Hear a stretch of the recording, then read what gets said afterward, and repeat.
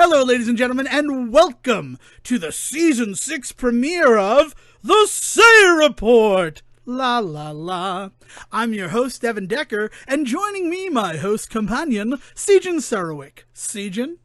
I didn't realize we were going back, with our intro. It sounded like, hey, man, I am so happy to be here after 6 years, man. It is crazy that it is 6 years, but there's a tinge of sadness that is just over this whole episode, and I'm going to get it out of the way right at the top because I don't want that tinge of sadness to be the whole episode, and I certainly don't want to end on it. This title is the title of this episode, as you've seen since you downloaded, is Betty White Would Have Been 100 Today. Because it releases on what would have been Betty White's 100th birthday. And I'm a little bit sad about it and a little bit happy. I'm not happy that Betty White is dead, right? It's sad that she got so close and she dropped it at the 10-yard line. Almost literally, right? It was the 17-yard line is where she dropped the ball. Yeah, if the scenario you want to use puts her in an antagonistic position to her own health, sure. I'm sorry, you're right. Well, I mean, aren't we all technically in antagonistic positions to our own health? I mean, if you really think about it. I think there's actually a pretty large subsect of people that are doing their damnedest to not be, so I would actually argue no. But me and you, yes. Like, if on this show, sure, okay. It's no, knock wood or whatever. But it's one of those situations where I'm a little bit sad because we've started recording on Sundays. That's one of the big changes that's happened in the pandemic, to make sure that you have it as early as possible for your Monday listen of the Say Report. We're thinking about you, the listener, the fan. But for this specific episode, I was so nervous to do a Sunday recording and be like, happy 100th birthday, Betty White, and then for something terrible to happen so that we look like idiots. But then People Magazine went ahead and just did that anyway. Yeah, they beat us to it. I cannot believe that they still released an issue with Betty White is 100. I mean, they're doing the leap year math that everybody online was doing the day she passed away. Like, I appreciate that the woman was beloved, and I am right there with everybody. I have no qualms whatsoever with Betty White. I think she was phenomenal, hilarious, and all of that, and sharp as a friggin' tack up until the end. Like, that kind of thing. The amount of people that are making it their personal duty to prove to the world that she made it to 100 years is weird. It's okay, everybody. It's okay. 100 is not some magical number at which God would have walked down and saved her or some shit. What is going on? Imagine if you guys would have been all right. I was going to come down and give you the ability to turn pizza into pizza. Or 100 years old, your string turns to gold, and I cannot cut it. Wow, sweet Hercules reference. I also that's the what is the weird? I just need to know what the weird comforting measure is to the idea that, well, if you don't count leap years, she was 100 already, or man, she didn't make it to 100. That's sad. And it's like, she made it to 99 and some odd days, guys. I think we can celebrate that. She was 17 days away from 100. I think what it comes down to, what the real issue that the world has with it is we were all kind of looking forward to it. In a world right now where everything kind of sucks, that Betty White was going to make it to 100 years old was sort of... You remember that movie Children of Men? It came out 15 years ago, which is going to be an important number. Yes, And everybody is all obsessed with baby Dante or whatever the kid's name is. Yeah, little Lucifer there, whatever his name is. The last human who's alive. It's something like Dante. I don't know. It's not like Gabriel. They didn't go hyper angelic with the name, because at the time when they named the kid, they didn't know. And that baby was Alfonso Cuarón. Was going to be the last child born before Children of Men disease started. But there's that whole thing where they want to watch. That's not what happens, by the way. You know that, right? What? That baby is born after the disease has so it's that's what makes the... Never mind. No, not the baby that he's protecting. The Oh, you baby, mean Last Baby? the That was last baby, the one that like everybody watches, and yeah, he's sort that's of a right. celebrity because of it. Also, Yeah. in my mind, what I'm realizing is I have conflagrated the plot of Children of Men with a job lot vampire novel I bought called Vamped, which this is fucking the dumbest shit. And I'm so sorry for doing this. I apologize to Alfonso Cuarón. I Welcome to apologize. season 6, everybody. Nothing has changed. Nothing. Hey. Well, wait. If it changed, why would you keep watching? There's going to be some changes, maybe. I don't know. But in Vamped, the vampires polluted the water supply, and Yep. that was enough to turn the entire population of the world into vampires.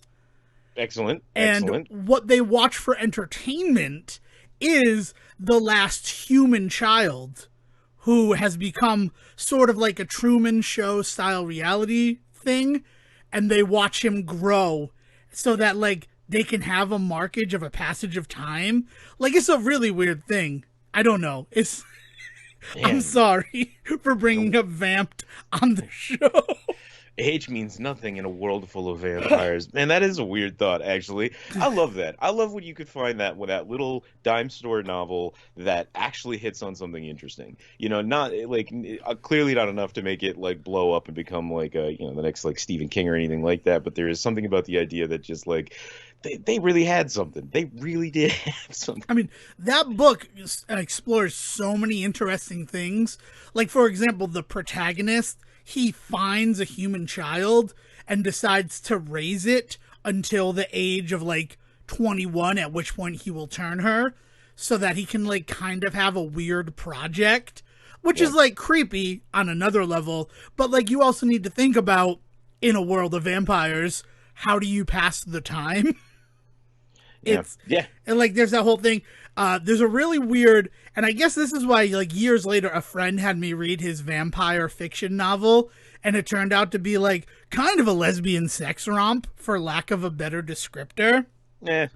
I wasn't Feels like expecting nowadays it. that is like the big reveal of the e-publishing, self-publishing world is we're all a little horny apparently. So Yeah, it was something I was not expecting at all when I read this book. But then I thought back to Vamped, and I'm like, oh, Vamped had a very heavy talking about sex, but it wasn't so much, oh my god, we're having sex all the time because we're vampires. Like, there's just a whole chapter that is devoted to how vampires have sex. Man, see that is a great thing for the writer to have to themselves. Like I understand how this particular mechanic works in my universe is a phenomenal piece of like lore building that you keep to yourself. I gotta tell you, it's one of the more compelling chapters of it, because, you know, vampires are undead. I sound like the biggest prude right now. Like, hey, Which is why do I crazy. have to read about it? Of the two of us, I'd think that you're, I mean, I don't know, I'm very sexually forward, but I don't know. No, it's more about in terms of the machine and why a novel like that doesn't get picked up and get to do things is because, and I'm not saying because of sex, but because of the idea that they take an entire, like, everybody thinks they want to be Tolkien and they want to describe a hill for 30 pages, right? And then so that's what a lot of fantasy writers will do. And the first thing an editor will tell them is like, you're not Tolkien, you don't get to do this. He is allowed to do that because of who he is in the canon. You don't get to do this because you're nobody right now. So that kind of shit gets pulled. So it's not so much that I think that I don't want to read it. In fact, I think that is fascinating. And we could talk about how I've been getting into some really weird like e-publishing like shit. I had a friend of mine tell me, and I immediately had to pick up the first book in the series, about a romance novel series, 4 books. Each book is a different horseman of the apocalypse. Wow. So like think like Danielle Steele, like Fabio on the cover, like romance novel, but each different book focuses on a different horseman of the apocalypse. And I'm only just started reading the first book, which is Pestilence. At least that was the one I was told to I start. certainly hope that Pestilence wears a condom during sex. That is the first thought that I have, is like, you're a STD factory, Yeah. Pestilence. Well, and so this is, you know, this is a thing. Like the self-publishing world has really blown up in the last few years, even before COVID, but especially with COVID, because of the e-publishing stuff that has started to go on with things on Kindle and things like that, right? And so people have the opportunity to kind of pour themselves out there. and not necessarily get an editor, or at least not a good one, or a good couple of rounds of ones like you would through a publishing house, for good or for real. I mean, like, part of the whole thing about this world that people are celebrating right now is the idea that people can finally get their shit out there. And there was a lot of gatekeeping in the book publishing world. That is true. It's just that it's that idea that like, it's like the internet now, like, and as far as like film and video went, like 20 years ago, that idea being like, you could do anything right now, and yeah, in about 10 years we're going to start seeing the downside of that, and people are going to have to start putting their foot down about things. But for right now, sure, like, let me read your Hasbro based sex romp with the Monopoly Man meets Twister or whatever. Like, kind of. How do you have sex with Twister? Twister is the platform. It's not the person you would get. Maybe I it's actually the figured tool, it out. Maybe I it's figured the it tool out. he uses. And I don't need to share it, but I think I got it. Something Uncle about Moneybags just like pulls out the Twister board, and as soon as the Operation Man walks in the room, I don't know where are we going with this? I think I know what the hippos are hungry for. There it is. Pussy. I mean, but like, yeah, like it feels like sometimes when you're going through some of this stuff that like somebody's just throwing a dartboard, like a dart at a board, right? Like, Oh, yeah. like, okay, so they're all vampires, but it's also the Truman Show, all in one novel. Like, yeah, like, let's do Yeah, it. and then like just not to spoil this novel that I honestly don't know if you could even get a copy of, but then the daughter that he is raising ends up finding the older version of, I think he's Baby Marco is his name, and they start dating because Of they're like course, the yeah. last two humans. But then they're both turned to vampires by the end of it. Because at the end of the day, you can't upturn the apple cart of the all vampire world. And Right. and God damn it, I'm telling how vampires have sex in this universe. Because it's like so simple and so intelligent in the fact that because they're undead, their skin is cold. So like it wouldn't be fun to have sex. That's why they have to have sex in extremely hot showers. It has to be in the shower. So why is there just pages and pages of shower sex? That has to be in the shower because their blood is cold. Their blood is, they have to warm up in order for sex to be enjoyable. But if you're going to go so far as to say that their blood is cold, that would also mean then that they don't have the ability to have an erection, right? Yeah, probably. We're not going to cover that though. People are just going to, we're not going to talk about erections. People are just going to fill in that part of it. The other thing about this book, Heyo. I promise that, nice. I'm going to finish up with this 15 minutes and then we're done talking about Vamped. And what a weird tribute to Betty White this has been. Is the fact that also it's one of those ones where when you become a vampire, your physiology changes. And they're actually more akin to, I will remember this forever. It is Animorphs number 2, where the Animorphs become ants. Yeah, okay. And they describe K.A. Applegate in great, like, absurd detail, describes the circulatory system of an ant, which is the fact that ants are basically like turkey basters. Their hearts are full of blood, and then they squeeze, and it just shoots blood to the back of their body. Mm-hmm. And that's just how ant circulatory systems work. Yeah. No, okay. So here's a secret about Animorphs that I don't think a lot of people were ever really honed in on, apparently, because at least this conversation would lead me to believe. They are technically supposed to be somewhat educational novels. Yes. It's why they get produced by Scholastic eventually and all that, is because, like, the idea being that, like, while there is a lot of nonsense about turning into animals and stuff like that, the idea was that it was introducing you to the wildlife, right? And so, like, yeah, I'm going to spend a couple of pages talking about the circulatory system of an ant right now is actually important in that context. Talking to me about why hot showers are going to get Edward Cullen hard, that I don't need that. That's not something that's The necessary. vampires in Twilight are grand very scheme of things. different from normal vampires, Sejin. They would be a subsect species. And that always makes me question, in the Twilight universe, if there are traditional vampires, and it's sort of like Blade 2, with the, like, weird proboscis vampires that are introduced. Oh, yeah, man. And the, if, like, the, like, uber vamps, right? Yeah, Isn't those, that what like, they're called or crazy something? things. Because there's also the fact that the Cullens and every vampire that we see are daywalkers like Blade. Yeah. It's just that the sun doesn't kill them. It makes them fabulous and glittery and sparkly. Where is that movie? I want to see Peter Facinelli and Wesley Snipes getting together like 10 years ago to do Mr. Cullen Meets Blade. That would be fantastic. Please make that happen. I guess that's basically what Fastlane was. If we're going to be honest, then yes. I don't know. It's Where'd nuts. you go, Bill Bellamy? We miss you. We are having a lot of fun on this season 6 premiere, and I love it. And that's it. But that's it. So that vampire book, their physiology changes, so they're akin to ants, which is another weird thing. So I don't know. It's a book. Look for Vamped if you want to. I have no connection to it other than the fact that I was going to be stuck at Mohegan Sun because I did a gig. You know where I live in Rhode Island, right? You're familiar with where I live in Rhode Island? Yes, considering the state is 45 minutes wide, exactly. I could even make an estimate and still be pretty damn close. But yeah. Yes. But are you familiar with the Mishnock Barn, which is literally a stone's throw away from my home?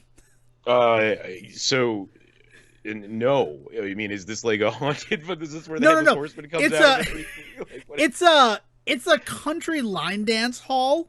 Okay. And that band that I was booking in 2009, I talked about it last week's episode, I had booked them to play a show there once. So then when I got information about we'd like you to play the barn again, I booked it, and it turns out, unbeknownst to me, that there are 2 barns.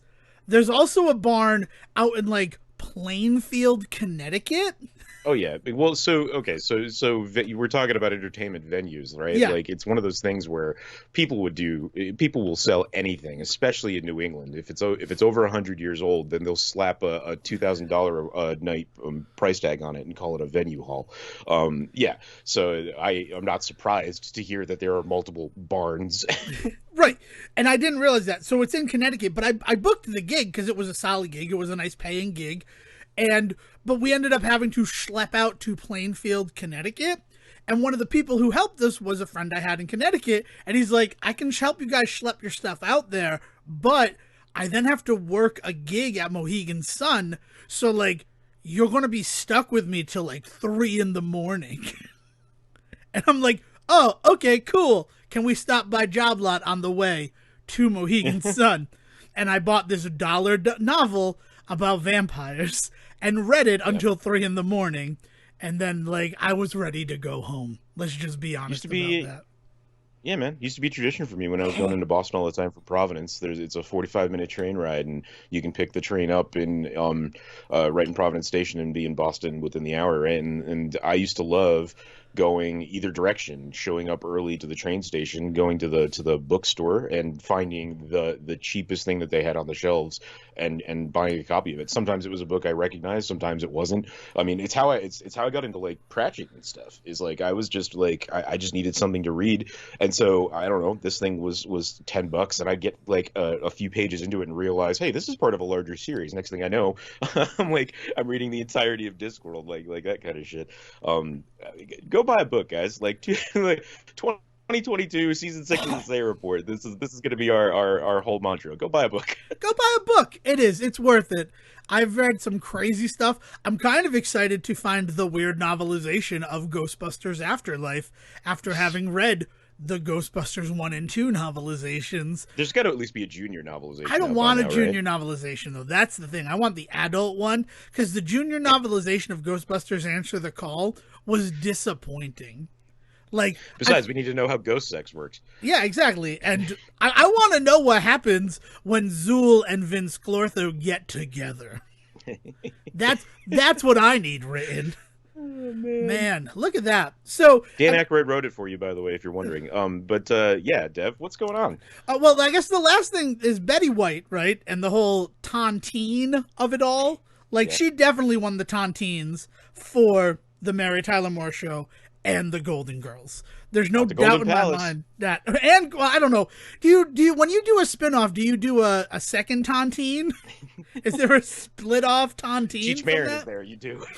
So then Cheech Marin is going to win the one for Golden Palace, right? Why is Golden Palace on Hulu? I I don't. don't know. Is the Isn't it? Wait a minute. You say Cheech Marin's gonna win, but isn't Don Cheadle the other like young lead in that? And No, Don Cheadle was in an episode of the regular show. I don't think he's in Golden Palace, is he?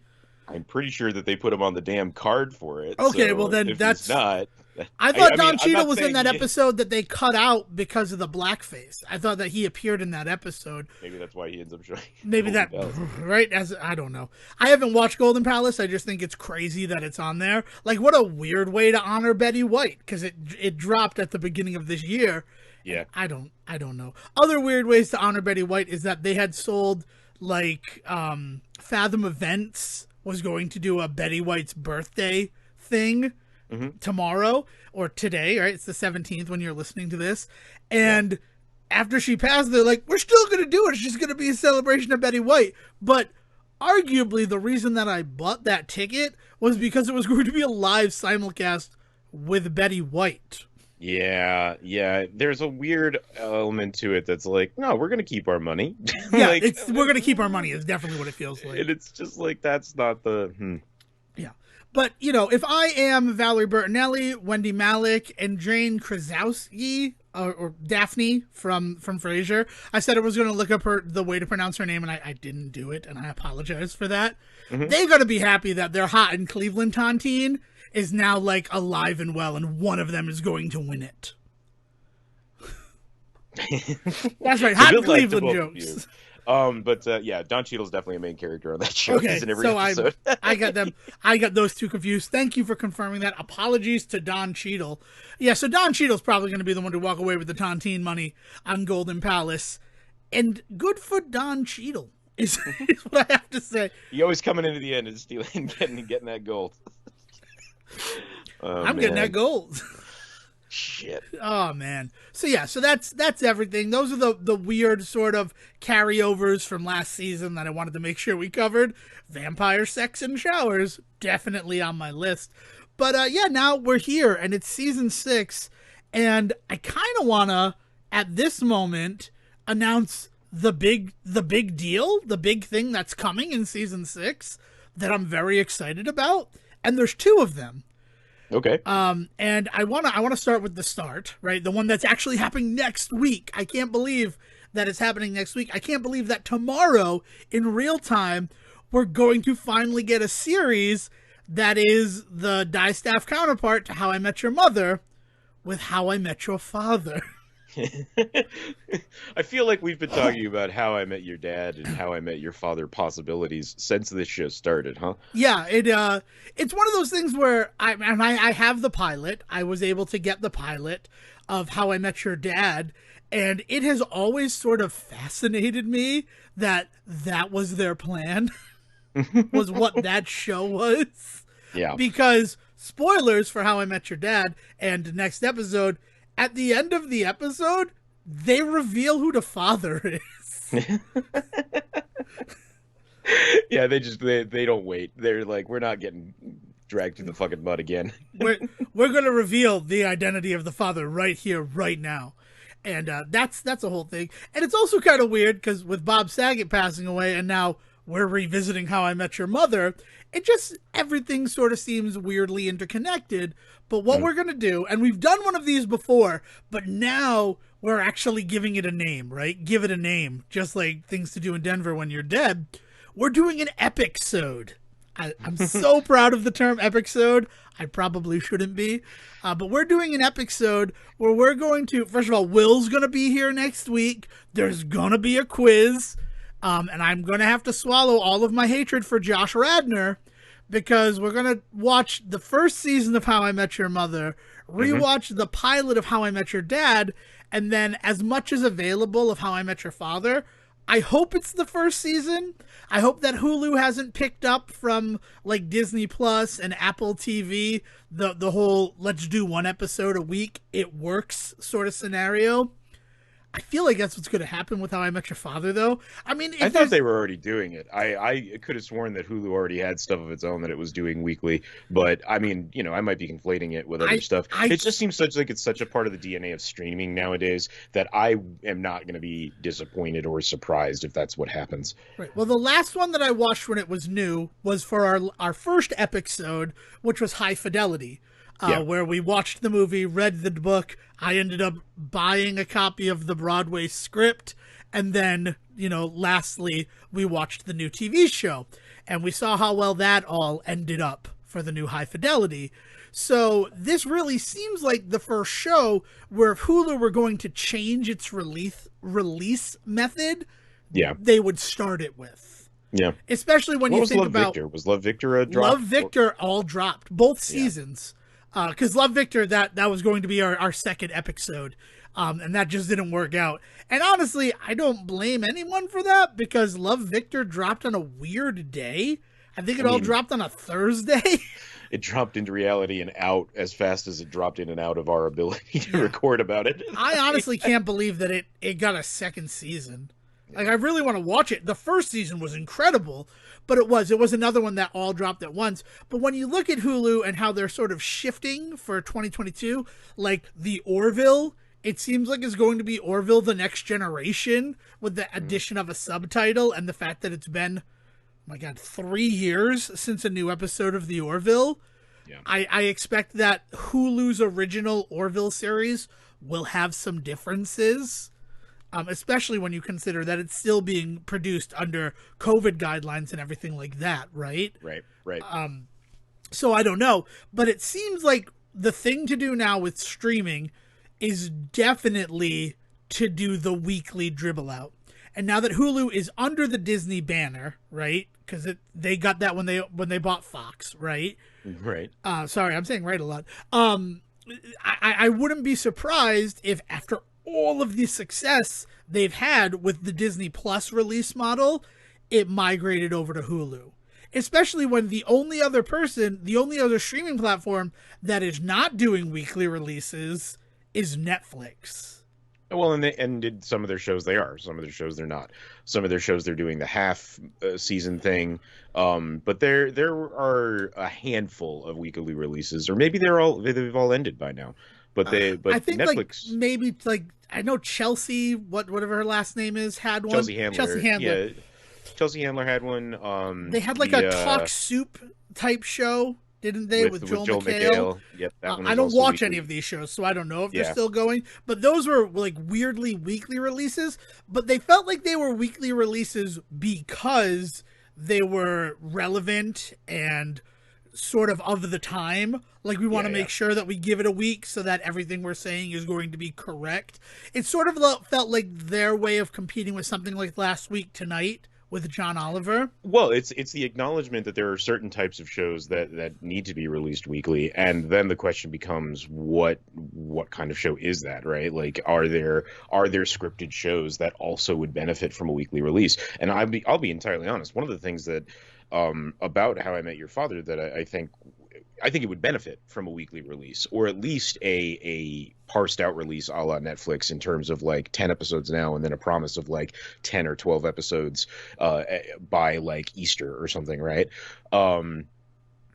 I don't know what the math is on any of that, because it's another one of those things where behind the scenes, why does Netflix do the things that it does? Why does Hulu seem to why wouldn't Hulu do the weekly release? Because its bread and butter is getting people to come back every week to watch television, and why not take advantage of that as kind of one of it's what makes them stand out from the crowd, is the idea that I can get shows that are on this week, and I can get this week's episode in a way that I can't on Netflix and I can't on Amazon necessarily, and things like that.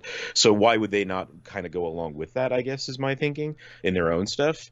But as you've said, they've definitely not done that with their own releases before. So I guess I wouldn't be surprised if they do, but I've not gotten the impression that that's the deal with it. Yeah, it feels like it's going to be everything dropped, and I think it's going to be 10 episodes. I'm only applying everything I know from how Hulu has worked before, which is why we're giving ourselves that sliding scale to say, however much How I Met Your Father is available before we record our next episode, that's what we're going to be carrying. So if it's just the first 2 episodes, then it's just going to be the first 2 episodes, and we'll judge accordingly with the How I Met Your Mother coverage, right? Yeah. We won't compare 22 episodes of that first season against a single episode of How I Met Your Father. Yeah, it's I'm actually really excited to watch the show. I have a lot of questions. I think it's a very silly endeavor to even bother, like with the cast alone and the concept being such a vague one compared like the How I Met Your Mother plot is kind of vague and its romantic comediness of it all. So why make it a How I Met Your like series? Like what is it about that particular universe that they are trying to invoke in a sitcom that they couldn't have just done any other sitcom? I don't know. We'll talk about it. We'll talk about Yeah, it well, after we see it. we're excited to explore it because Sejan's not wrong. That is a question that I have as well, especially where the cast seems to be tugging at your nostalgia, Yeah. like Yeah. heartstrings. I don't, Yeah. and it And the has only to other connect to the first series in some way. They've said that it connects in some way, and yeah. again, I'll reiterate my theory that I think that she's going to be Barney's daughter because why not? But then the also thing is that show ended, right? How I Met Your Mother ends in 2030. So we're 8 years removed from that. Is How I Met Your Father going to be in 2022? Or is it going to be in the future? Yeah, yeah. I that's what makes it so weird because if it's Barney's kids, doesn't she have to be the same age as the kids would have been on the show? I don't know. She I don't actually know. would be younger. So that wouldn't work because he doesn't have the kid until 5 years after the Exactly. end of the series. Yeah, So that exactly. actually doesn't work at all. I don't know. It's going to be interesting. Maybe Yeah, the bar they go to is puzzles. yeah. Um, The other two big streaming services, by the way, that really lean into the weekly release stuff, and it works for them. And this is more because this is what I've been doing a bunch with my time lately. Is Apple TV, and the other one is HBO. I mean, like right. HBO famously, like their whole thing is that we'll have the episode up immediately as it plays, but that then lends itself to a weekly schedule of releases, right? So it just seems like there's plenty of people doing that nowadays. And as far as Hulu is concerned, like that was always the thing that made them stand out from a Netflix. So I don't know why they wouldn't lean into the weekly release. Especially with a show like How I Met Your Father, Hmm. where the reason why How I Met Your Mother was able to rise to its weird nadir status in popular culture was because of that weekly drip feeding of information. They essentially took the lost storytelling method and applied it to a half-hour sitcom. Right. So if you're just going to give us everything at the beginning, what's going to keep me coming back for this series? But I'd really like to jump on that HBO train that pulled into the station Yeah. because a show premiered on HBO Max this past Thursday that I know I'm in love with. I cannot speak for Sejan, but he did set up a segue for me. So I have to imagine that he's making peace right now. That he's Christopher Makepeace from Meatballs. Yep, Meatballs the TV show, kids. It's back. Your favorite comedies. No, no, Peacemaker dropped this week. And I have not dove into it as much as Devin has. I can already tell, and that's interesting for a couple of different reasons. So for anybody that doesn't know, the Suicide Squad, right? And that's the right one. The Is Suicide Squad. Like can, the Ohio University. you joke, but this is literally the differentiator.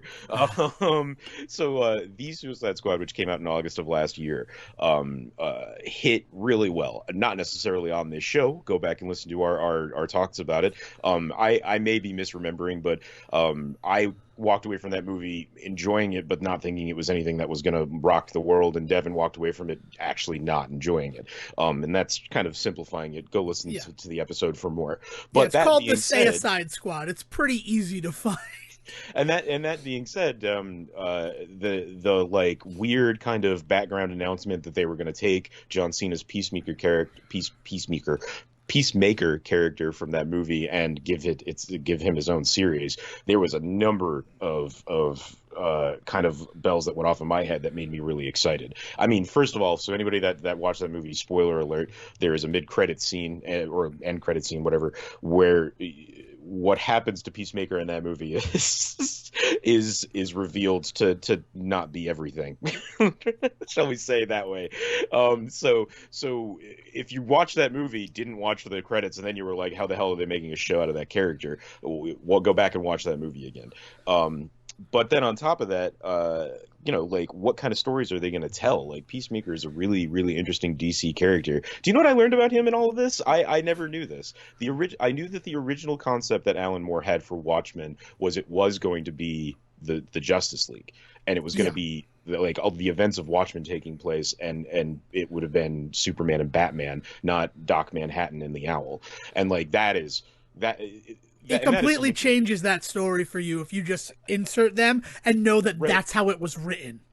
So the original concept of the comedian is Peacemaker. The Yeah. death of Peacemaker was going to be the setting, was going to be the thing that set off that entire story. And at the time, that would have been a perfect character to do it with. He's not anybody that had a long string of fandom. There was nobody out there that was going to be up in arms about the loss of a character like Peacemaker, especially at that time in comics, because they would kill somebody one week and the next week a new line of theirs would come out and nobody would ask any questions, because it wasn't like now where everybody was on the internet and arguing with each other about whether or not the timelines made sense and all that sort of crap.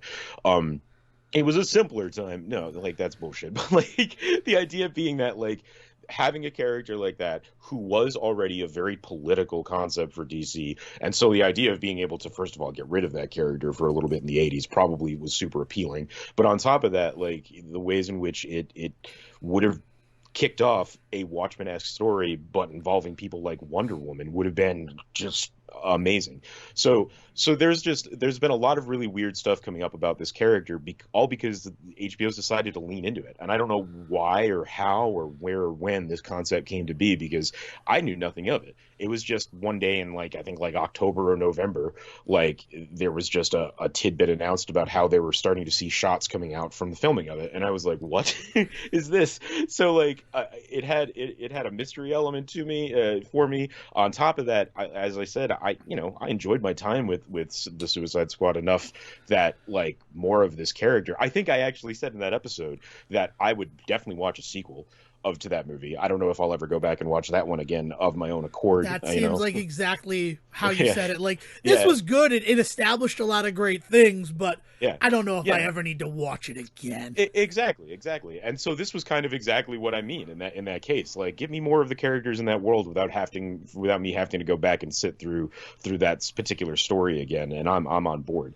So I was very excited about this. Like, and it just kind of came out of nowhere. And then on top of that, it's a bit of a blast, man. It's got some style to it. All right, so I can make sure that I am like filtering myself. How many of the 3 available episodes have Only you the watched? first. Okay, Only only the the first. That's perfect to know because I don't want to ruin anything for you. Yeah. And that is only the first. How did you stop with that ending to the first episode? Legitimately, because people that I've watched the movie with, or people that I've heard talk about the movie, I wanted to see if they wanted to get on board with watching with me, because I was like, oh no, this is fun. Like I was the only one out of my group that I think was willing to kind of dive back into that universe, and I am now interested in seeing if anybody else is curious about it, considering that you're not the only person that's come to me and been like, I didn't like the movie, but this show is awesome. Like that seems to be a large consensus amongst people that didn't necessarily enjoy the movie when it came out. There's a lot of people that are like, this is what I wanted, like this is more of what I expected from that sort of stuff. And then anybody that liked the movie is being like, yeah, more Peacemaker. So like it's kind of winning on all fronts right now. I mean, the only reason I checked it out is because it was John Cena and this show. This show is the reason where I'm like, I'll watch the first episode, especially when we've covered so much DCEU material on this series. It's why I'm going to see The Batman, even though The Batman looks kind of like a goofy mess. And a lot of that comes from the fact that my experience with The Batman is the toy line. And you have a Catwoman who has like big mittens that slip over her hands to make her look like Catwoman, which is just, it's so Kate Sith, I don't even know how to deal with it. And then like you have Drifter Batman, which is Batman in a big puffy leather coat, and you can buy his motorcycle. And I'm just like, I don't know what this movie is going to be. I know that Riddler's in it, but it's very reminiscent for anybody that isn't aware. Matt Reeves is diving into the very specifically the Batman detective line Yeah. of stuff, and so it's coming from a very different place than say like the action heavy Nolan-esque Batman stuff. Like I don't think that we're going to see this Batman win every fight in the movie like you would have with Christian Bale, you know what I mean, that kind of thing. Or Ben Affleck. And yeah, so there is like this idea of like the gritty realism when applied to Batman can definitely lean into the goofy if it's not handled well, and it is a huge risk with this movie. I personally am super on board with it, but look at like Gotham. Part of the reason that Gotham the television series has so many ups and downs is because it cannot always nail this exact balance of like the goofiness of the world of Batman mixed with the seriousness of the fact that they want to talk about like murder and mobsters, like right, and that balance has already proven to be kind of a hard one to hit over the 5 seasons of Gotham. But we'll see what happens with the Batman. Matt Reeves is a decent enough director and writer for me that I'm on board already. But you're not wrong. Some of the stuff that's come out of it in terms of images and things like that do look like somebody who's trying a little too hard. Yeah, without context, it all looks goofy as shit to me. Yeah, and that's one of the reasons why I am going to go out and give it the context of checking it. I'm probably not going to go out to the theater. It's going to be one that I wait until it comes home, especially with the track record of things like Wonder Woman 84 and The Suicide Squad. But it's something that I will watch, and if I didn't do the Save Report, it might have a lower priority than it currently does, which brings us back to Peacemaker. So it was one of those situations where Thursday I had to take my parents to a medical appointment, so I was working from home, and I brought them to their appointment, and then I just had to like sit at home until I got the call to go pick them up again. So I got to take a lunch at home, which is very different from taking lunch at the office, because I feel okay watching a TVMA show while I'm making lunch at home, as opposed to on work internet. For sure. And sorry, Dale, I know I made it seem like I hadn't already watched the first episode, but I watched the first episode at lunch that day, and I would have kept going, but I'm like, no, I'm going to stop. I'm going to watch the first episode with Dale, because I think all of the things that are present in this show will work for her. And what Dale said after we watched that first episode was, how in 40 minutes was that better than anything on display in the Suicide Squad? Which really kind of put everything into perspective for me. Like, I'm not alone in feeling this show is so different from what we got in that movie that introduced this character. Yeah, well, one of the things that it's important to remember about that movie is that movie was in the works and being processed long before the people like James Gunn and John Cena got involved. Right. That's not to say that the product that eventually ended up on display was not hugely influenced and attributable to a guy like James Gunn. Like, there definitely was James Gunn-ness to that movie. Like, let's not joke around about that. But the idea being that this is a product solely of their creation. You know what I mean? We got to design this thing from the get-go with our input. We didn't come in and save a script with an actor that had dropped out and concepts that had to be on display, because there was no way that he was not going to be able to feature 40 minutes of a Harley plot line, a Harley singular plot line in that movie, because that was just like basically a fucking requirement for that movie to get made. Like, and so there's certain restrictions and boundaries that were placed on that movie that I think we talked about all of this when we watched that movie, that definitely put it in a weird place already as like a project. And whereas this feels like free reigns, like you get to do the thing you actually want to do. Do you know the origin behind this series? I have to imagine that it's just for John Cena and James Gunn getting like drunk in that bar on set where they have that dance scene in the movie, and like they like midnight they're just like, fuck man, I don't want to stop doing this.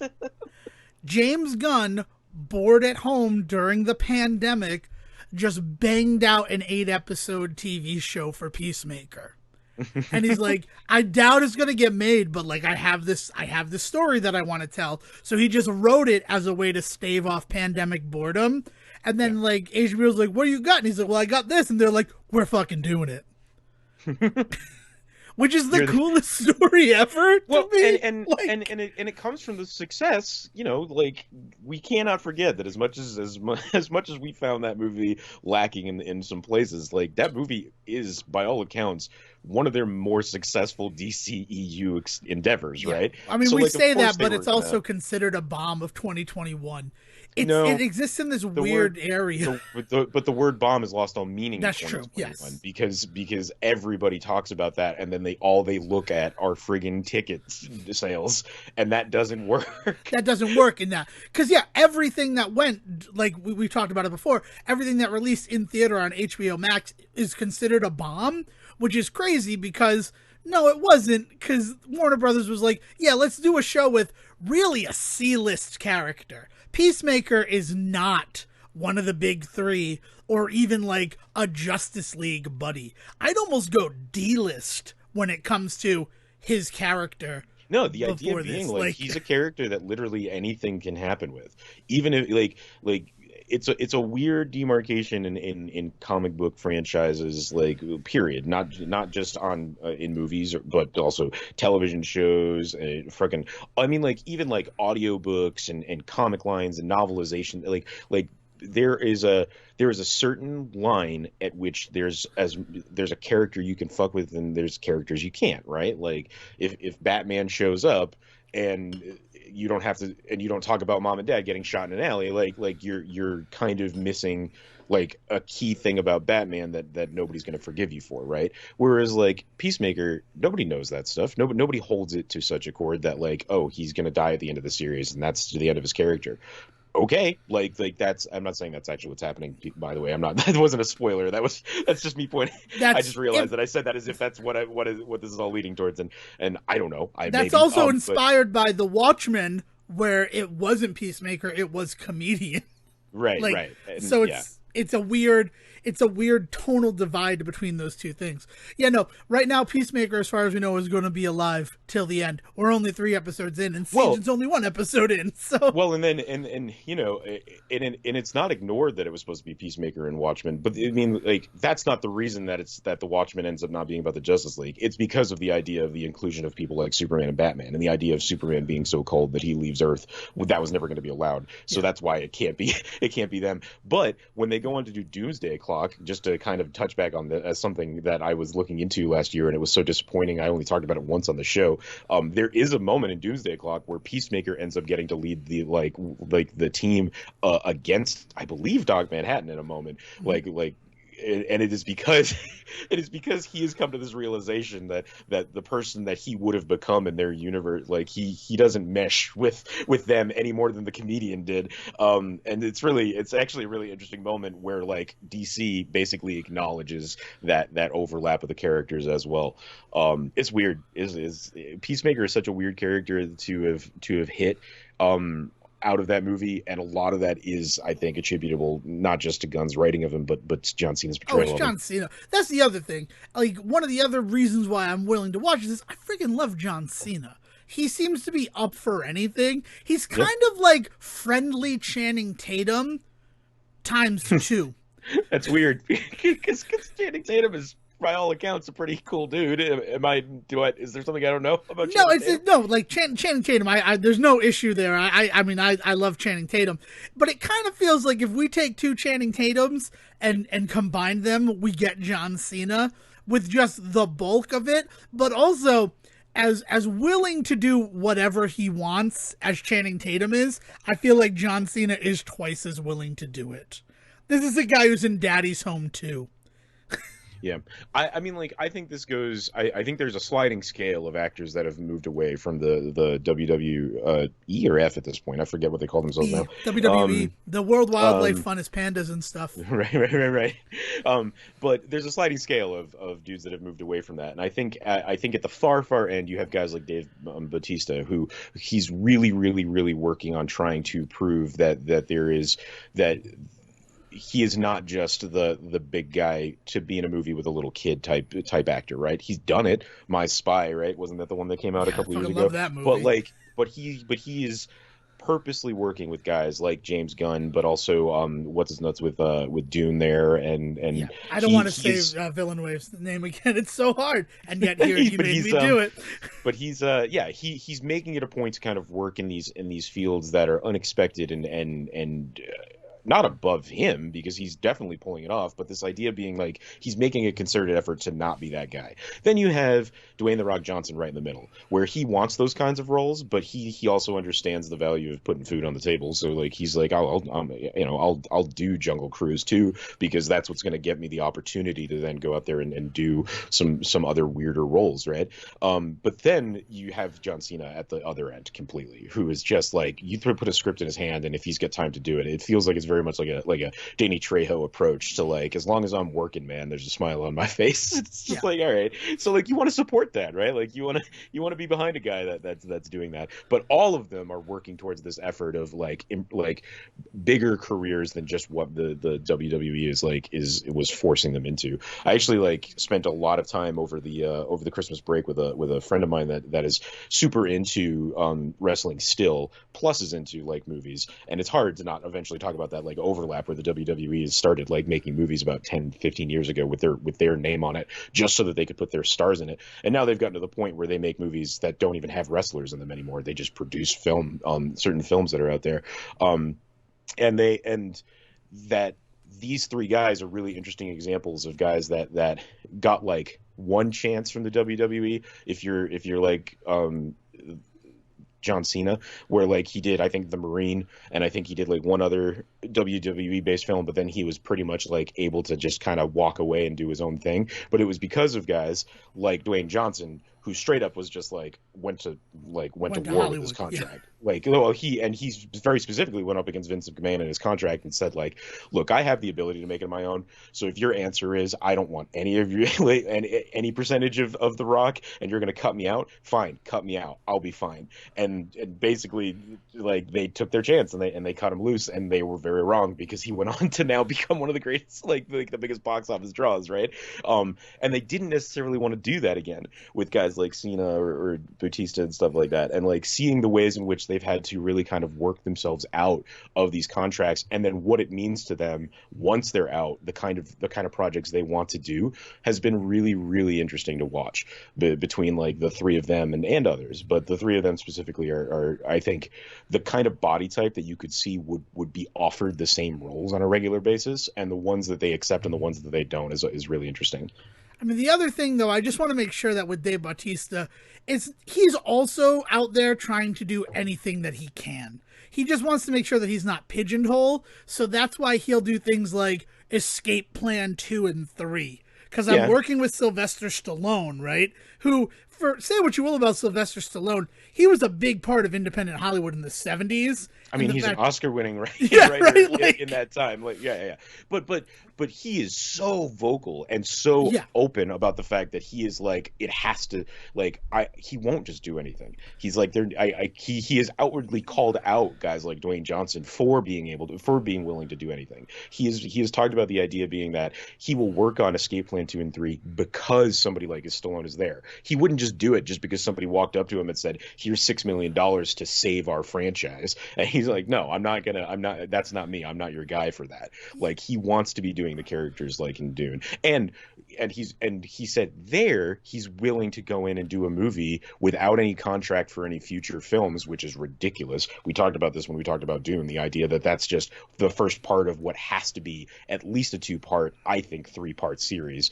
And they didn't sign anybody on for the other parts. It was a huge gamble to be like, if this one hits, we might make 2, and if we do, I hope you'll be willing to come back. And he very much was, because those are the kinds of movies he wants to be making. So he's willing to start a franchise without a contract because of that, which is unique, but someone in his position had the ability to do that. So like, yes, he is willing to do some things that not everybody necessarily would be, but I don't think he's necessarily somebody I'd lump in the like, I'll do it if I'll do anything I can. Like, I think he's very picky and choosy by his own admission. I think he's very picky and choosy about the kinds of projects he does versus somebody like a John Cena who, like, if he showed up on the Wiggles next week, I don't think I'd be surprised. Actually, the Wiggles stopped performing because one of them passed away. My dad will not stop talking about it. I mean, the Wiggles. I look, they're a rotating cast of characters, so if one of them passed away, I'm sure they're taking some time.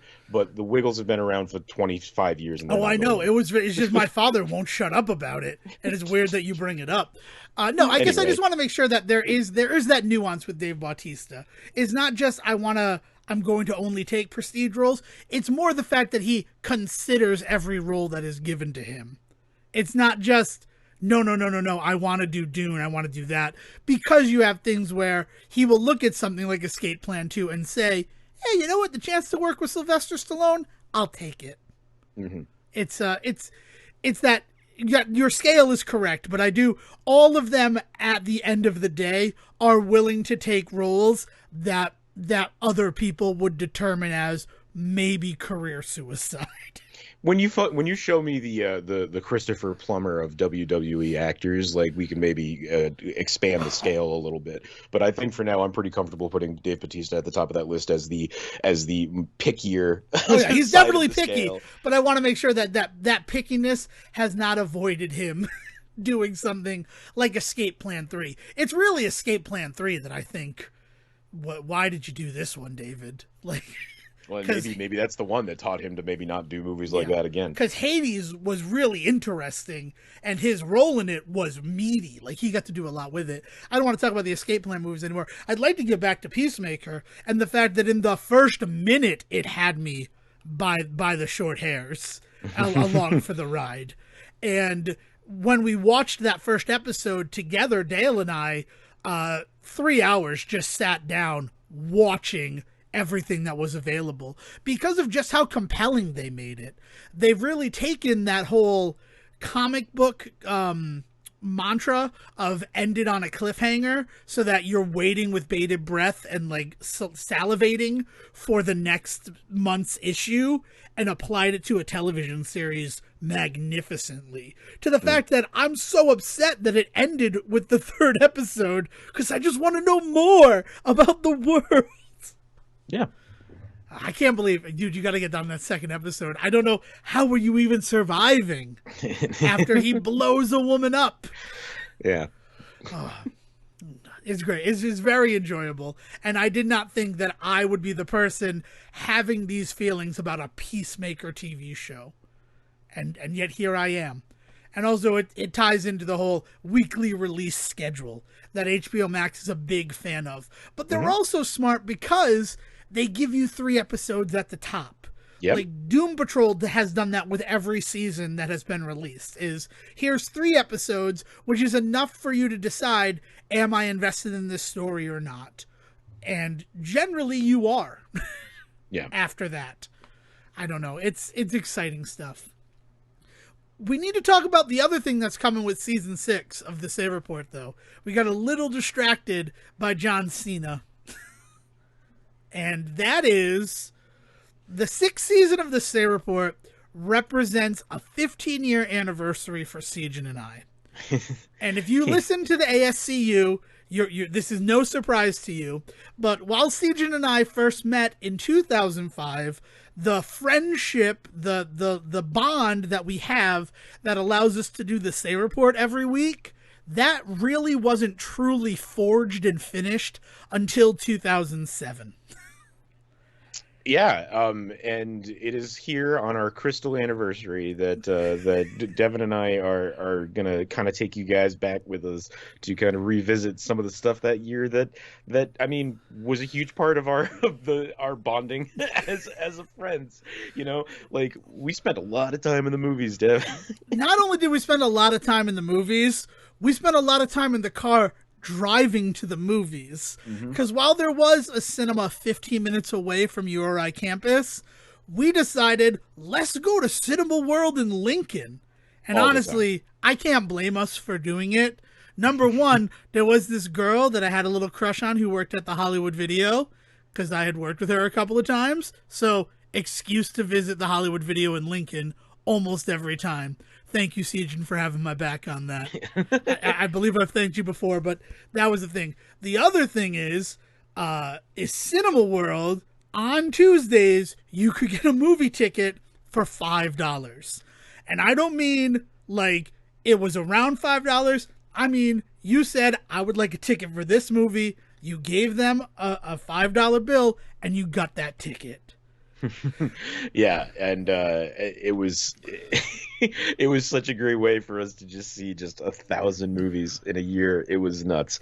We and so what was really the big thing for me was not necessarily just like the driving out there and going to the movie, but also that then meant that we then had, you know, a 40-minute time together guaranteed driving back from Right. Lincoln to talk about the movies, to really kind of dig into some of these same conversations.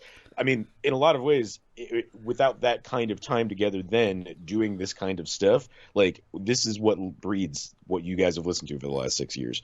Exactly. The fact that we were able to drive 40 minutes to Lincoln, sit through at minimum 2 2-hour movies, and then drive 40 minutes home and not be at each other's throats, be able to engage and enjoy each other's company for such a long amount of time. That's how we're able to do the Say Report. That's Yeah. the secret sauce. And this season, we are looking at those films that in 2007, Siege and I have learned a lot of things about 2007 in putting together the list of movies that we're going to be exploring in this endeavor. Is it a spoiler if I say that, man, 2007 was a mediocre year for film? Is a huge spoiler, but it's also probably the Siegen's gambit of this one that people need to understand, is that the world was ready for what happened in 2008 after the just fields of mediocrity that we've harvested in 2007. Mm-hmm. And so, spoilers that a lot of the movies, they might not be the greatest films ever created that we're looking at. And for example, in January, our very special episode is going to be Ocean's 13, Rise of the Silver Surfer. Oh man, yeah, it's interesting because we've always tried to make it a point that we don't always look at quote unquote good movies, but what we always look at are culturally important ones. Like so good or for ill, these are movies that have come out that have affected the zeitgeist at least long enough for it to be worth talking about on a weekly show, right? So whether that's new releases, old movies, all that, we always want to make sure that the products that we are looking at, there's a reason behind it, right? And so excuse us for being a little self-indulgent this year, but we've decided that we're going to try and color that as much as possible with things that are also just important to us, right? Like, and it's not that the past films have not been important to us. It's not that we'll not talk about movies that quote unquote don't matter to us, but it's that idea that like these movies, we've talked a lot on the show over its entirety about how we are shaped by the context in which we take things in, and the context in which we take things in are shaped by those things themselves, right? Like it is a circle of the ways in which like culture, Like a circle. It's not a rectangle. It's not a circle. That's got a bunch of ends. It's a circle. Oh no. Oh god. Oh man. Yeah. See, you're just shaped by the things that that are around you and the ways in which you take them in. And this is such an opportunity for us to talk about specifically how we and how this show was formed by a year's worth of going to these movies and seeing these movies. And again, not all of them were bangers, right? But that didn't mean that they stop weren't us important. from, Right. if we went and saw a bad movie, right, or a movie that wasn't up to snuff, right? Because I don't know, I enjoy most of these movies as I think back on them. At the time, I felt like I enjoyed them, but if we went to a movie that like pop culture and critics probably wasn't like as excited about as we ended up being, we still had nothing else to talk about for that drive home, except for the 4 hours of cinema we just experienced. So it was either drive in silence and disappointment or try to have a conversation. Yeah. It's all part of it's all kind of part of the recipe for what makes us tick, what makes this show tick, and in the end, what we believe is what makes culture kind of move forward and in the directions it does, is because of its reactions to these things when they come out, whether that reaction is a good one, a bad one, or even ignoring. There's plenty of movies on these lists that we're probably not going to talk about because they didn't really move the needle anywhere. Like we just happened to go to 2 movies a week, so we saw some movies sometimes that were like, meh. Like were you with me when I saw Jet Li and Jason Statham's War? Yes, I was. And like, talk about a movie that does nothing. Talk about a movie that like was too early, because what War is Hobbs and Shaw as presented by the Fast and the Furious. Yeah, maybe. There's definitely some idea that seeing them more in villainous roles is weird and all that sort of stuff, and it's just, you know what it is remember Righteous Kill, the really weird Robert De Niro and Al Pacino movie, and it was supposed to be the answer to Heat, because people remember Heat for the two of them, but people don't remember that in Heat, I think they have like one scene together for 10 minutes. Right. Isn't that the whole shit? Yeah, that's the whole bit. And so people go like, oh, you want to see the two of them together, you got to watch Heat, and then you watch Heat and you're just like, fuck this, they were only in one scene together, right? So Righteous Kill was literally a movie built on the idea of what if we just put them on screen together all the time, right? And then they didn't make a movie around it. Yeah, it's just, well, you guys are on camera now. We probably should have just done a Truman Show with this, but instead we did Righteous Kill. Yeah. It falls into that. So War falls in that same vein of somebody out there said we need to get Jet Li and Jason Statham in a movie together, and then they showed up on set and they were like, "All right, guys, let's do this thing." And somebody went, "Oh, fuck the movie, shit." Right. Yeah, that's definitely one of those movies that we saw together, and then we had a discussion about. And I think we'll probably not talk about War outside of this context this year. I will. Yeah, that's the thing. But the other thing, the thing that I'm really excited about with this particular year of very special episodes is we've done 35 very special episodes so far, and of those 35 things that we've experienced and talked about on the show, I can only think of maybe one or two that we experienced together for the first time. Yeah. Like, this year, every very special episode, Sejin and I watched that movie for the first time together. Yeah, we were each other's context. Yeah, there is a shared consciousness that we have had going back 15 years that we are about to explore this year. Now, there are some caveats. There are some small caveats that I do want to talk about. Last year on the show, we made a promise to cover Death Becomes Her as a very special episode for its 30-year anniversary, because that movie is 30 years old in 2022. With our very special episode plan to kind of be self-indulgent and talk about how culture shaped our friendship and this show in general, we have decided not to do a very special episode on Death Becomes Her. I apologize. I apologize mostly to Bruce Willis because again, he misses out on having a very special episode for it. We don't talk about Bruno. Beautiful. He just won the Say Report, and if you don't know why, I guess watch Encanto. But it's one of those situations where we still want to do Death Becomes Her, right? The 30th anniversary of Death Becomes Her, that's weirdly important, as for all those things about shaping the culture or things that didn't move the needle. So we're going to do that as a time capsule episode. Sometime in season 6, you're going to get a Death Becomes Her episode from us. Also, apparently season 6 is the season in which we try and explain ourselves, because we never would have done that before. No. But as we talked about last week, we have a plan with season 6, right? Yeah. We want to make sure that we get our movie.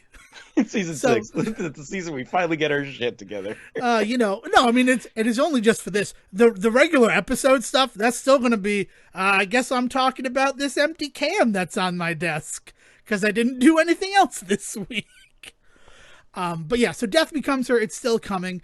The other thing is, it's the 20th anniversary of Spider-Man this year, which is a very relevant movie with something like No Way Home coming out and blowing away all records. And we're going to experience and explore that first Spider-Man in May of this year. So you're going to get 4 months of us being like kind of navel-gazy with the movies that we watched together 15 years ago. Then you're going to get Spider-Man. So Yeah, just and you hang might say in to there. yourself, hey, 2007, 15 years ago, didn't Spider-Man 3 come out that year? You could use that. And to which I say, shut up, we're getting to it. Yeah, Like, you're we'll figure it ruining the out. surprise. So that's just an important thing to know. And I don't think there's anything else that's really like that. I think everything else is going to be that 2007 type of movies that we're going to be exploring.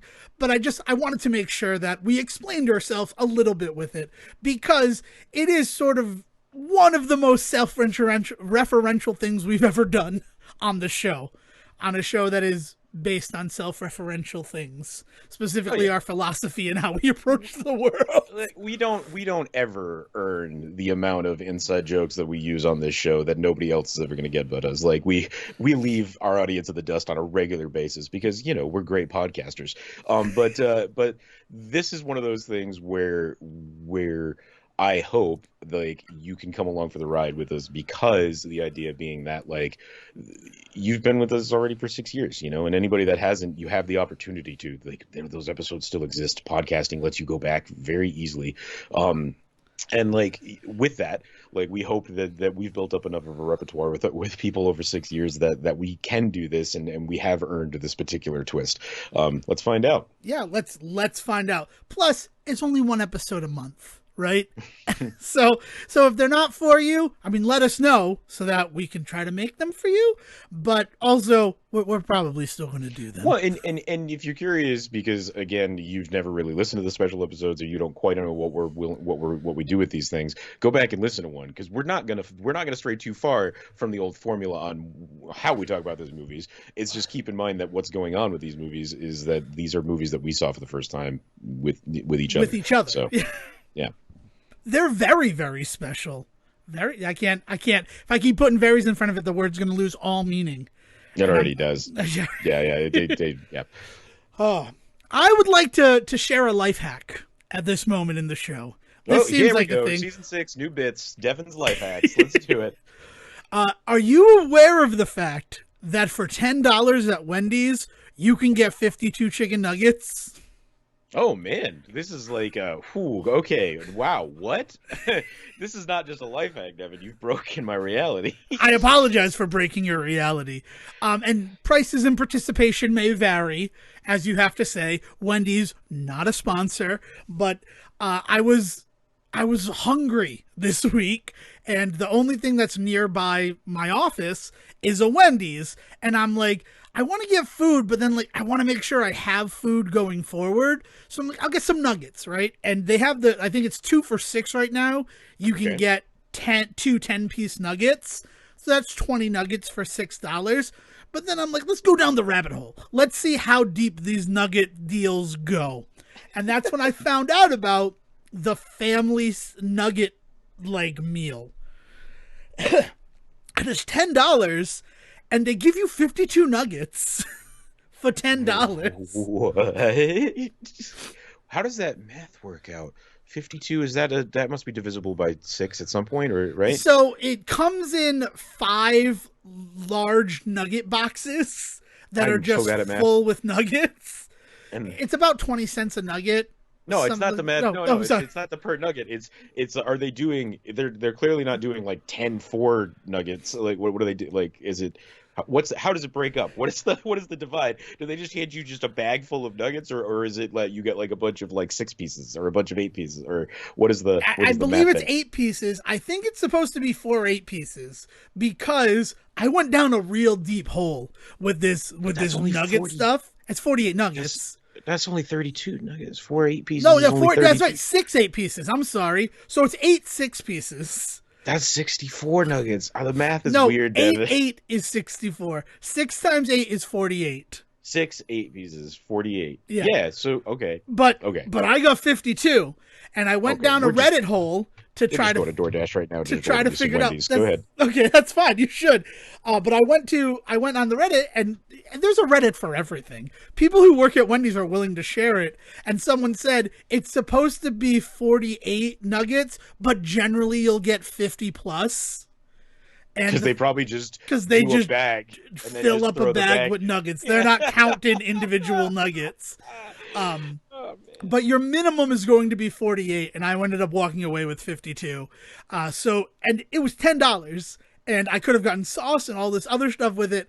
But let me tell you, you get 52 nuggets, 10 nuggets will cover you. So then I had lunch the rest of the week from this I incredible thing on Wendy's. can't order right now. They're still closed. It's not even 11 a.m. here in Utah time, so I gotta wait. Yeah, but After the show, I'm ordering myself 50-something nuggets. it was one of the coolest things that I have ever done because they were hot and they were delicious. And of the nuggets, Wendy's nuggets heat up the best. So I ended up having nuggets for lunch the rest of the week. Now, So now the standard out here is spicy nugget. Like that is just like the standard flavor profile. Weirdly, for fast food joints in Utah, and I think basically this like Midwest area. You call it the Midwest out here. People lose their mid shit. by despite Midwest. Yeah. I get it. But for instance, McDonald's does not have a dollar menu chicken sandwich out here, but they do have a dollar menu spicy chicken sandwich. So the spicy McChicken is like you ask for a regular McChicken and people look at you like you have two heads.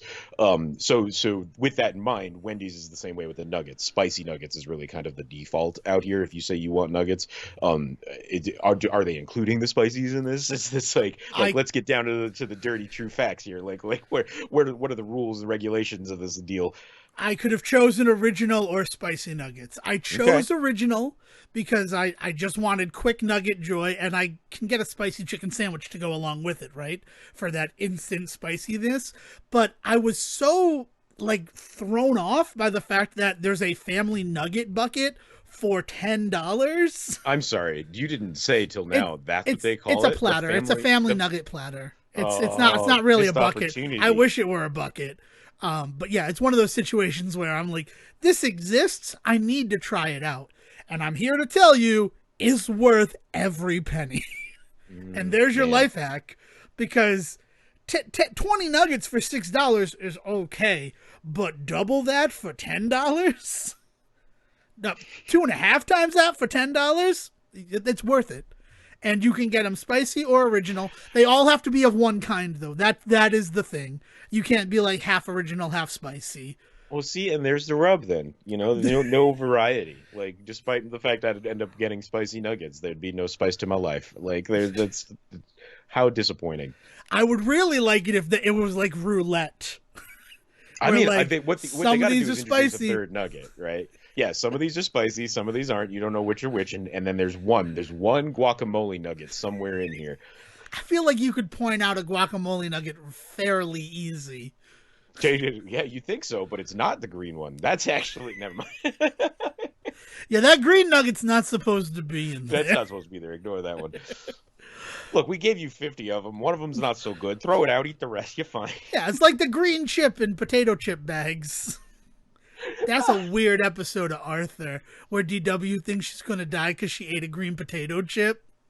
We're not talking about and Arthur then she on does. this show. Shit. And then they have to fucking CSI lays on Arthur. Like, they... That's why Arthur's making that fist, because his sister died because she ate a green potato chip. He's just He's about so to go angry. Gunpowder milkshake on everybody. Yeah. Wow. What a crazy thing we've done here just now. You know what else I like? I like to, just gives me sort of calmness as we go through the world in this insane thing that we're living right now, is I like to think about the fact that Darth Vader's grandson and Emperor Palpatine's granddaughter ended up hooking up. Even if briefly. I mean, look, I think that's one of the most believable things in the entire Star Wars canon, but you say that in some circles and you get crucified. It's the most believable thing in the Star Wars canon, is that Darth Vader and Palpatine existed as apprentice and master in a time where that Emperor could only Palpatine, be professional. Yeah. But 3 generations later, it can be romantic. And that's really nice for me. Well, there was a lot more work from home once the Empire fell, and you got to understand, we had to make some sacrifices. Oh my god. Can we talk about just brief the fact that in Force Awakens they're like, we just built a bigger Death Star. I mean that, yeah, but that's like when the reveal in it's Empire, right? Where after everything in the first movie about blowing up the Death Star and about how important it is that they do this, they just reveal that they could just build a second one. It pulls all the wind out of the sails. Like people want to talk about like that silly ass writing about like, oh, we just built a bigger Death Star. That's like the third time in the series that that's been done. You can't act like it's a surprise that that's what they went back to. That's the well they've been dipping into since literally the second movie. I know, no, and I'm not upset about that. It's the fact that from the Empire's perspective, we got to do something else, right? We got to stop building Death Stars. We should build one of those like those giant star cruisers that has a planet killer laser on it.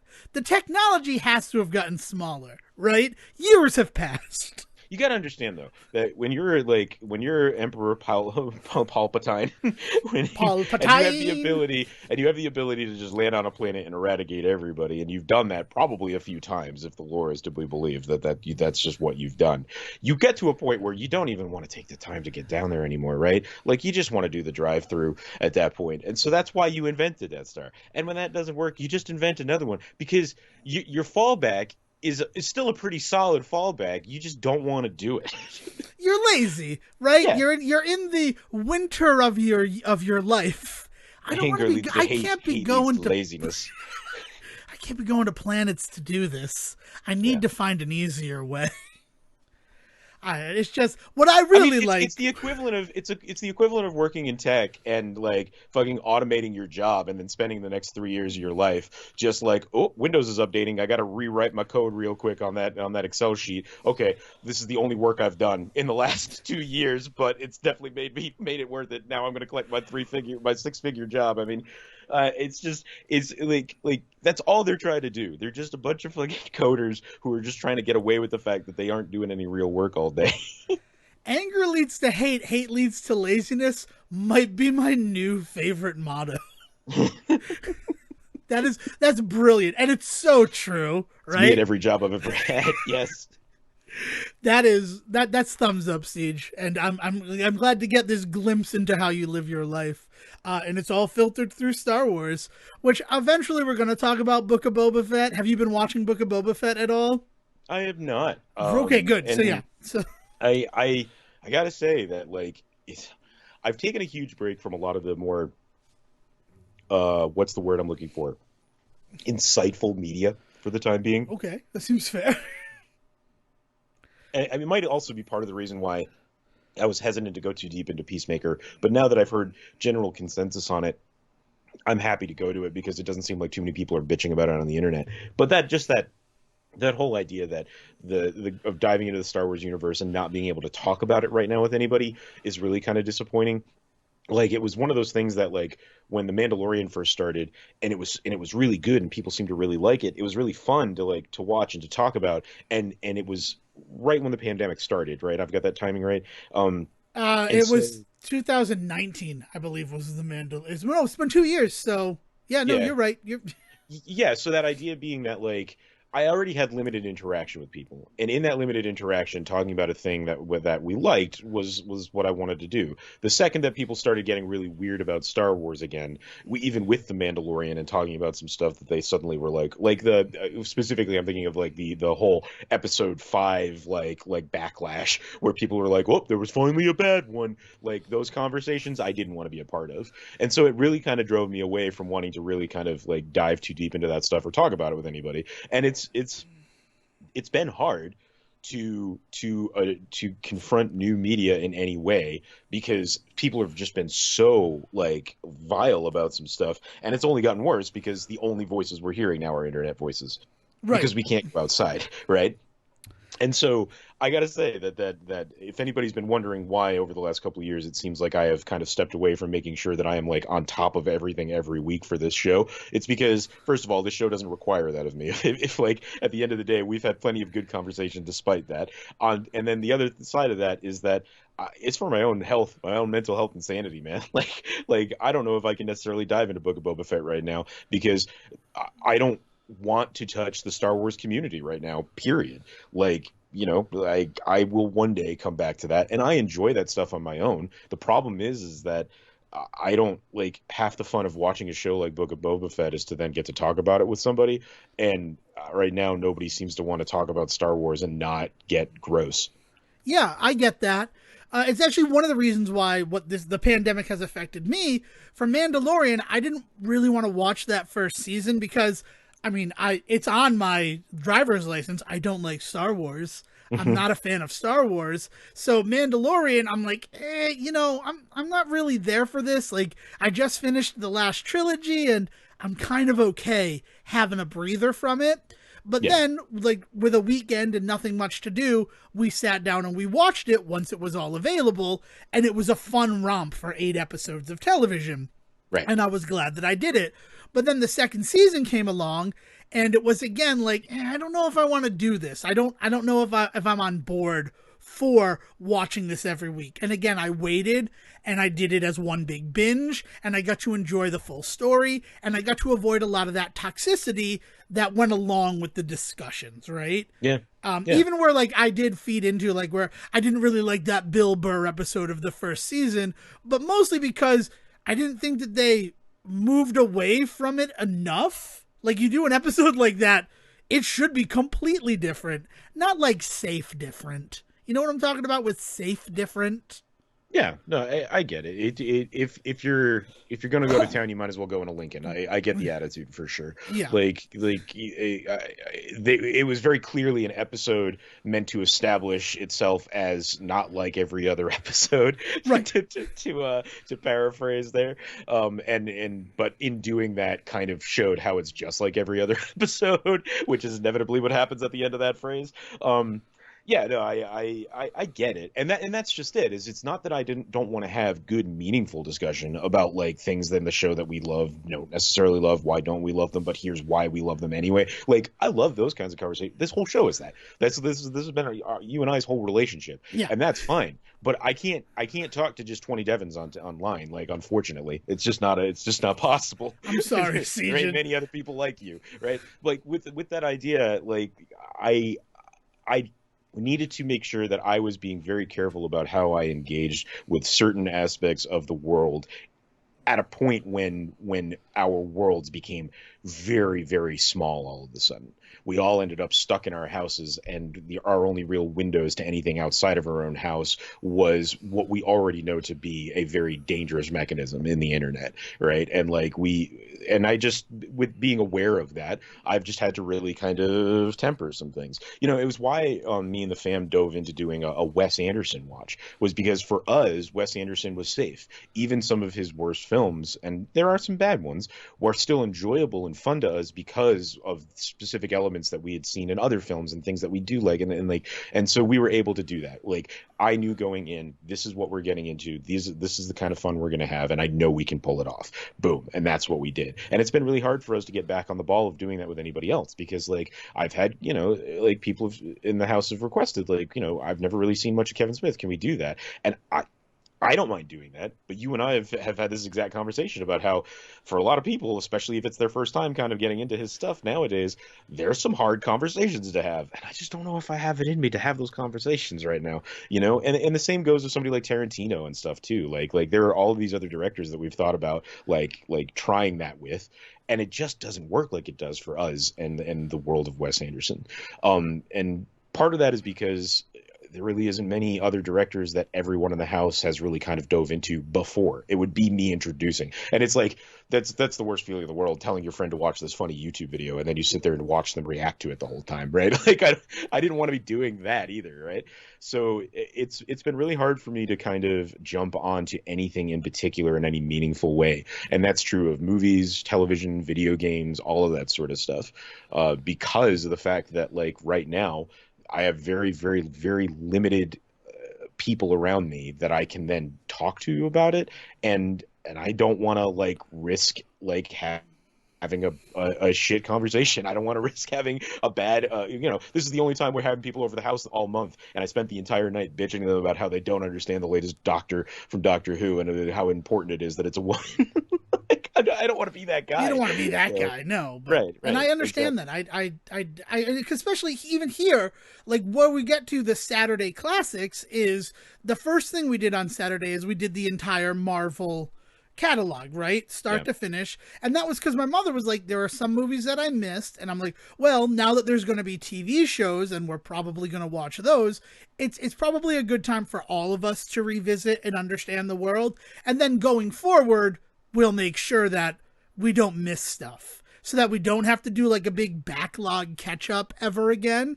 Hmm. And that's been really nice. I will admit that. The fact that we were able to do WandaVision without anything. The fact that when Eternals dropped last Wednesday, the whole family was like, let's sit down and watch it. Yeah. And because we want to make sure that we're up to date and that it's one time and then we know everything, right? And they might not ever watch it again. And even like my father and mother both fell asleep during the Eternals, but both of them were like, we got the gist of it. We understand what it's going to mean going forward. And if we want to, we'll rewatch it. But I don't really feel the need to. Which makes me a little sad because I love Eternals. And having rewatched it a second time, it's probably my favorite bit of MCU fiction from last year. Certainly movie-wise. Television, I think Hawkeye may edge it out just a little bit Yeah. because of just how personal that was. But we can talk about that at another time. But it's one of those situations. But then we followed up the MCU with Quentin Tarantino, and by Death Proof, my father was completely out. He's like, I don't really want to watch these anymore. And I'm like, okay, I understand that. And I also understand why he would come to that because he had seen all of the movies post Death Proof. It was really movies prior to Death Proof that he had never seen. Mm. So Interesting. he Yeah. got to, like, he had never seen Reservoir Dogs. He had never seen Jackie Brown. So he got to experience those movies. And I don't think those really worked for him, which is why he's like, I'm kind of out going forward. So then the safest thing to do was to compile this list of like 1,001 movies to see before you die. But, you know, Decker oriented, right? Because I don't think Hmm. American Pie is going to be on that 1,001 movies to see before you die. But from a Decker standpoint, it's worth watching to understand how it affected culture after it came out. In your very house, right? Yeah, exactly. It didn't just affect like the world, like it affected very specifically you and the people in that in the interacted home. with you. Yes. Right. So it's been cool to do that sort of thing and make it like a smaller, sort of more self-contained, this is what we're watching thing because the whims of the outside world really don't matter. And it's been interesting to do it. And yeah, I'm right there with you. And watching the Kevin Smith stuff, I mean, we did it to prepare for the Jay and Silent Bob reboot. And when 3 movies in, Dale was like, I'm done. I can't do any more of these. I couldn't fight her on that. Because after watching those 3 movies again, like, you can listen to the show and see how I felt about them again. Like, Whereas, like, on my own, I have done that stuff with, like, just of my own, like, desire, but then not talked about it with anybody because I just don't want to. You know what I mean? yeah. And I think that's another thing that's really kind of really hit me in the last couple of years, and like the joke is everybody's got a podcast, right? And really what that equates to is like everybody's opinion is available everywhere now on everything, right? And that idea being that we somehow now have gotten into a habit, and maybe this isn't true because, you know, I don't know what I don't know, but it feels like every time somebody sees a thing, they then feel that they need to voice their opinion out in the world about it.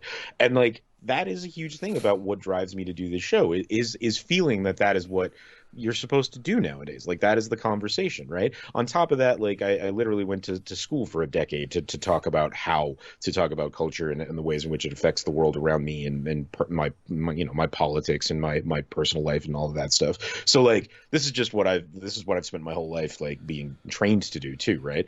So maybe that's where this comes from.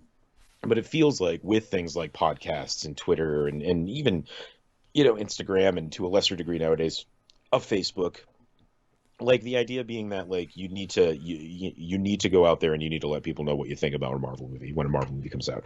You need to let the world know what you think about the new deal for Burger King. I mean, and the latest like craze in like the spicy chicken sandwich wars or whatever the hell they're calling them now. Like you need to get in on all that stuff because that's just what the zeitgeist is telling us all to do nowadays. And I've really learned in the last couple of years how I don't need to take part in that. Whether or not it's true that the world is demanding it of me, I don't need to meet that demand. You know, and I may be slowly realizing that the world was not really asking me to do that. I just kind of felt like it was, you know, and but I think a lot of people feel that way though. I don't think I'm alone in feeling that the world kind of wants to know what we're up to, and maybe it doesn't always need to. What you've stumbled into is the next evolution of the terrorist marketing that we talked about with Marvel. And really, it's not that the world wants you to go out there and form an opinion on the latest chicken sandwich, it's that corporations do. Corporations are so hyped up on starting this, you need to have an opinion on everything that happens. And it's really just a way of marketing new experiences to us, because I think most people would be happy going to McDonald's and just getting a Big Mac fries and a soda. But if McDonald's introduces a new chicken sandwich or a new sandwich with like, it's got 4 strips of bacon on it, like the marketing is you need to try it so you can tell your friends about it.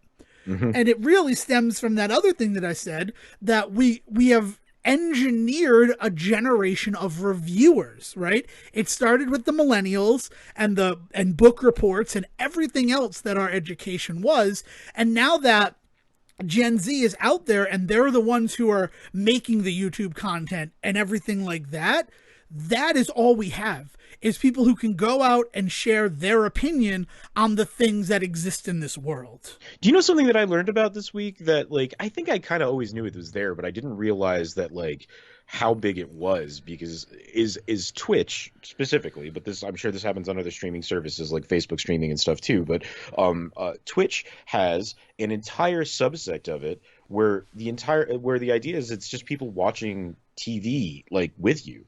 And like sometimes it's providing commentary or they think they're providing commentary but they're not really doing much other than just watching the show. Sometimes it is like critical analysis, like we're going to watch the episode together and then afterwards we'll talk about it. But like it is a large portion of streaming services nowadays of specifically content creator style streaming services, not just like Netflix and Hulu, but like where there is like a person that is setting themselves up in their you know personal studio, basement, whatever it is, to like look into a camera and talk to you. A large part of that is focused very much nowadays on just like watching movies and TV show in real time.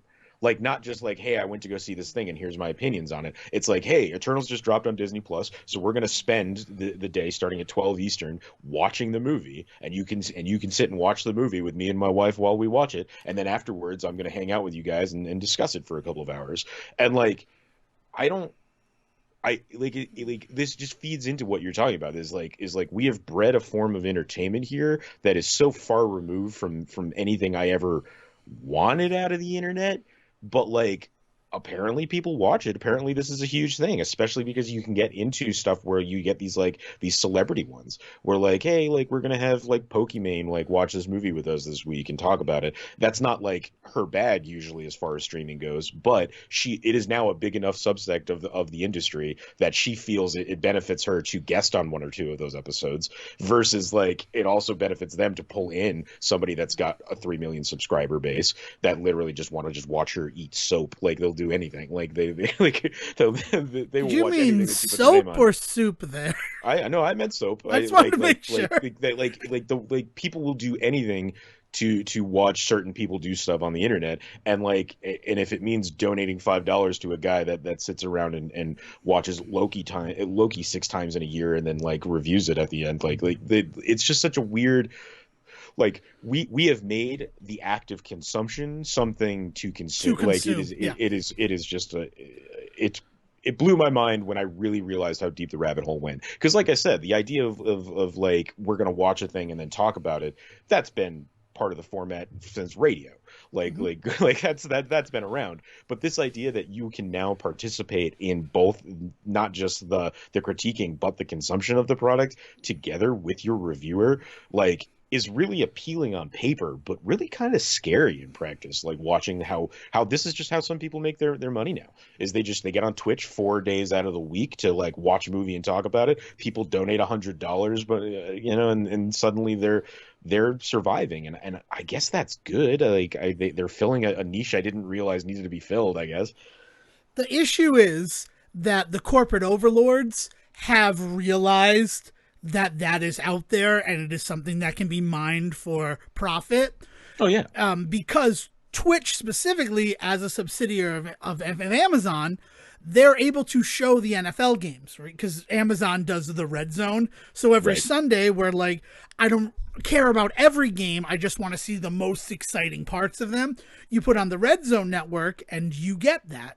But because they already have those NFL broadcast rights, Twitch partners are given the ability to watch the NFL games on their channel and provide real-time commentary.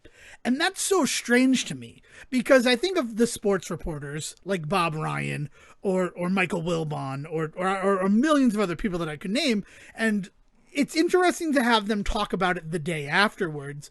But then these streamers who, like, I don't even really know, because they've been really pushing it for the wild card weekend, that all of these streamers, each of them is going to have a exclusive access to one of the games, so you can watch and get their reactions in real time. And I don't know any of them from Adam or Eve. So that's strange to me. Like, why do I care what this person has to say about this football game?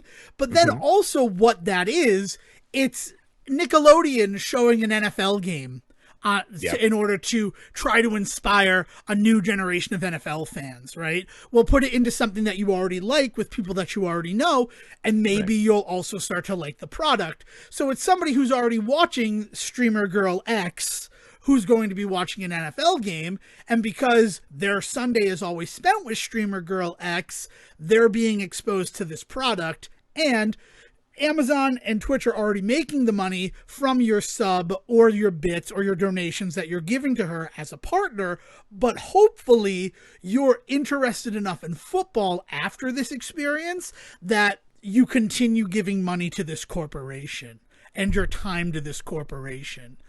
And it's one thing when it was like content creators just kind of doing it, but now that corpos have their finger on the pulse of that and are injecting content to be consumed, it really feels sort of dirty to me.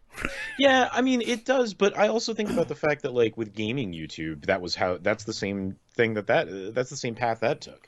Because for a long time, it was content creators that were like, I spent my own money on this game on Steam. Let's play it and talk about it. Like that is something that has been part of gaming YouTube since its inception, right? But in the last 10 years, gaming companies have learned it benefits us to send an early release to this particular reviewer, to the point where then YouTube had to step in and be like, all right, but they have to at least explain what the fuck is going on. They don't get to just get all this free shit from you and then talk about how much they love your game. There needs to be some understanding from the audience that, like, and I don't mean to make YouTube sound like the good guys here. They only did it because of immense pressure from people in the right places.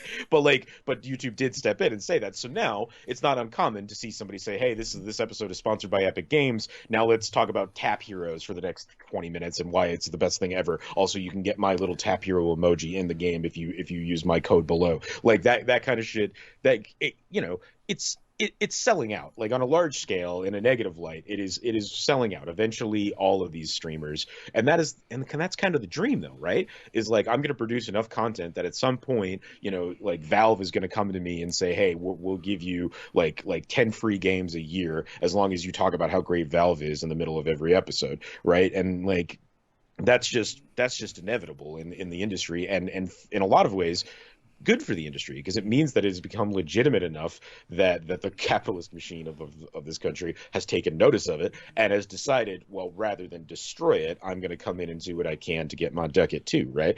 And in the grand scheme of things, like, that feels like that's the pathway you've always wanted. Now, are there people out there trying to break that pathway, trying to say there's other ways of doing this, there's better ways of doing this? Of course, and God, I hope they succeed. But like that doesn't change the fact that there's also people out there that this is the goal, like is to do this kind of thing. And so that's where I kind of feel like I don't know how I feel about it. Like, yes, it's super gross when companies get involved and get to like put their thumb on the scale like that, and that should always be called out and recognized, right? But the idea being that like there are people out there that this is the kind of content they want to consume, like and it's now being created in a way that it couldn't before. Like that's awesome. I'm the kind of guy that like still to this day will on a whim drop a couple of bucks on a Riff Tracks commentary track to sit down and watch like Twilight, like because that was that was such a weird unique part of like of our age group's culture, of the idea that like, remember there were like groups of kids that would do entire YouTube videos that were commentaries on Harry Potter movies, and people would sit around and listen to like the Harry Potter commentary on the YouTube channel while they watched the movie. So like again, this we stuff did that with Three Friends in a Movie. You were a guest on that show that we did, where that wasn't even meant to be commentaries for it. That was like, you get to watch a movie with us. So the stupid comments that we make that might not even be related to what's on, you get to feel like you have friends for a movie. So the thing that hit me is the realization that has become so big that it is literally just like a genre on Twitch. Like Watch Party has become like a genre in streaming, like in the streaming lexicon. So like people are now doing this on a regular basis. Let's Watch is going to be the next Let's Play, right? Like it's pretty wild that that's one of the ways that things have been going. But in the context of what the last couple of years have been, it actually makes a lot of sense. Makes perfect sense, yeah. Yeah. But Devin Decker, always ahead of his time and getting out right before it gets profitable. No, I'm not really that cynical. It's just, when Siegen calls Three Friends in a Movie the predecessor to the Watch Party nadir that's going on right now, I feel a certain way about it. But I think that's a pretty good time to start to wind this one down. Chair Watch 2022. I haven't heard anything about my chair, so nothing really exciting there. But that's why what we're going to introduce, because it's a little more prescient, is Keyboard Watch 2022. And that is Ducky Keyboards, not a sponsor. They've introduced a new line of their One series. They're called the 1-3s. And they have a keyboard that just looks tailor-made for the Say Report. I took one look at it and I figured this is what Siegen and I should have on our desks while we're recording. So I ordered them, and I've had one sent out to Siegen, and I have one that's supposed to be coming to the house. And they were supposed to be released on January 4th. So we're, 3 weeks past that at this point? Yeah, man. And, there's a lot of things we're going to have to touch on next week, but you're right. We should be definitely winding on this episode in terms of things like supply chains and releases and all of that. Some scams in the collectible world that I really want to talk about. Oh, yeah. There's going to be some fun things to talk about. But right now, the Say Report, both of us are on Keyboard Watch for when the new keyboards for our setups will be coming in. So right now, one of the other ones, I have a Ducky 1-3 in front of me because it arrived just before we were going to start recording today. So they're out there in the world, just not the crazy hyper yellow ones that we got to represent the fact that we're Say Reporters. Yeah, man. But they are out there, so we should have them soon. So that's the other thing that we're waiting for. Cool. Anything else that you want to add, Siegen, before we send this one off to the vault?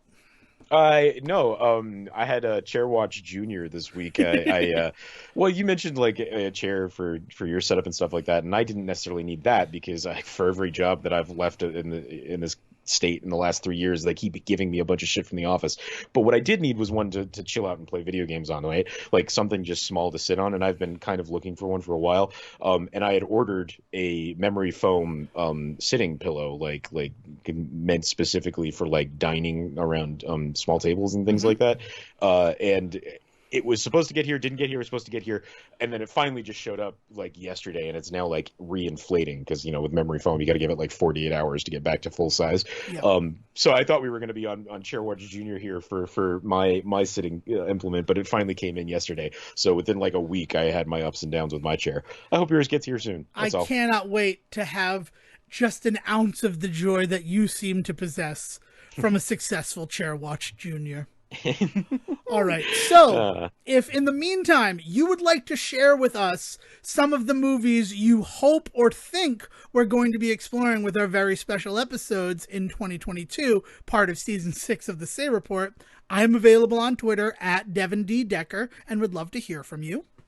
And if you have any more of some really nice behind-the-scenes orders that I can make at my local fast food joints, hit me up at Siege versus the World. Yeah, Siege, go out there, try this family nugget platter. You'll be glad you did. All right, and with that, William, please bring us home. Have a good one, folks. Thank you for listening to the Say Report with your host, Devin Decker and Stephen Selwick. Please follow the guys on Twitter and Facebook by searching for The Say Report, and you can always subscribe on your podcast channel so this is delivered straight to you and you can enjoy it every week. With apologies to your mother, we'll see you next time.